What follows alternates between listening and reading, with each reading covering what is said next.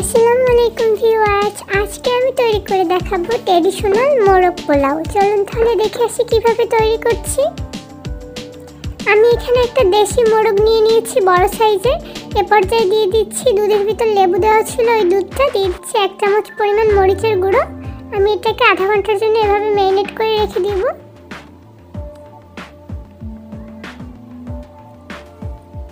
হাত দিয়ে খুব সুন্দরভাবে মিশিয়ে নিতে হবে।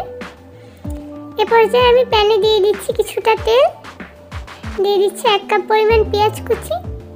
আমি পেঁয়াজটাকে হালকা ব্রাউন কালার করে ভেজে নিব।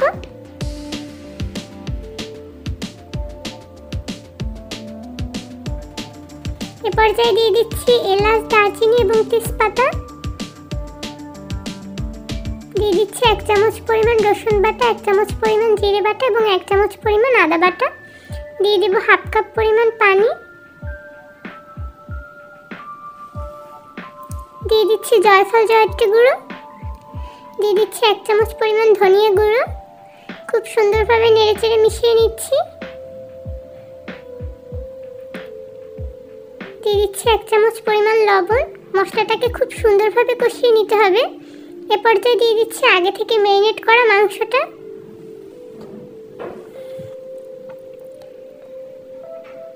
মশলার সাথে মাংসটাকে খুব সুন্দরভাবে নেড়েচেড়ে মিশিয়ে নিব।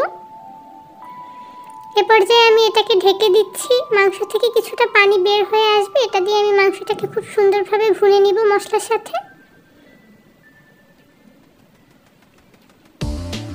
মাঝে মধ্যে আমি একটু ঢাকনাটা তুলে নেড়েচেড়ে নিচ্ছি। এ পর্যায়ে আমি দিয়ে দিচ্ছি কিছুটা কাজু এবং কাঠবাদাম বাটা। খুব সুন্দরভাবে আমি এটাকে মাংসের সাথে মিশিয়ে নেব নেড়েচেড়ে।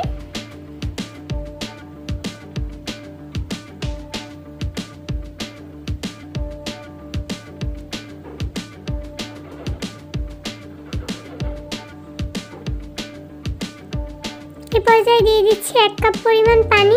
এই পানিটা দিয়ে মাংসটা খুব সুন্দরভাবে সেদ্ধ হয়ে যাবে। এ পর্যায়ে আমি এটাকে 15 মিনিটের জন্য ঢেকে দিব। মাঝে মধ্যে একটু নেড়েচেড়ে নেব।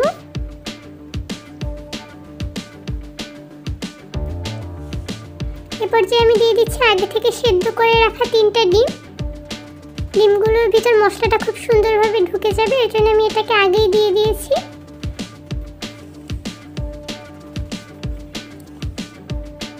আমার মাংসটা প্রায় হয়ে এসেছে, আমি একটু নেড়েচেড়ে নিচ্ছি।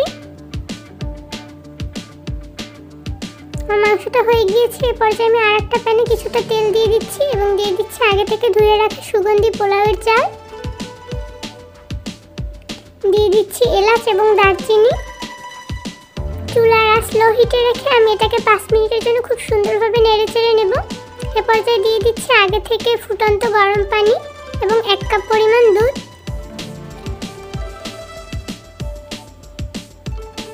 এ পর্যায়ে আমি দিয়ে দিচ্ছি কিছুটা কিশমিশ এবং কিছুটা কাঁচামরিচ কুচি। দিয়ে দিচ্ছি 3-4টা আলু বাখারা। এ পর্যায়ে আমি এটাকে ঢেকে দিচ্ছি বলক আসা অবধি। বলক চলে এসেছে, আমি দিয়ে দিচ্ছি 1 চামচ পরিমাণ লবণ। লবণটা আপনারা আপনাদের পরিমাণ অনুযায়ী দিয়ে নেবেন। এ পর্যায়ে আমার পোলাওটা প্রায় সেদ্ধ হয়ে এসেছে। আমি আগে থেকে রান্না করা মাংসটাকে দিয়ে দেব। মাংসটা দেওয়া হয়ে গেলে আমি এটাকে 5 মিনিটের জন্য দমে রাখবো।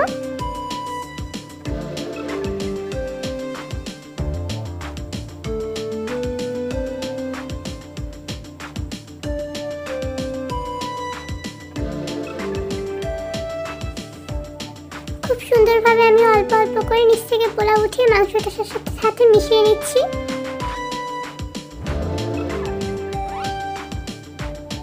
দেখুন পোলাওটা কতটা ঝরঝরে হয়েছে। এ পর্যায়ে আমার রান্নাটা হয়ে গিয়েছে প্রায়।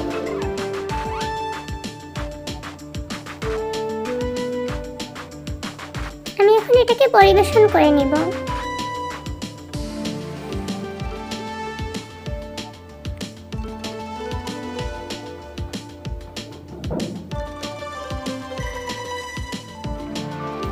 এটা খেতে খুবই মজা হয়। আপনারা চাইলে বাসায় তৈরি করে নিতে পারেন খুবই সহজে মোরগ পোলাও। ভিডিও এ পর্যন্তই। আমার চ্যানেলটি সাবস্ক্রাইব করে আমার পাশেই থাকবেন। আল্লাহ হাফেজ।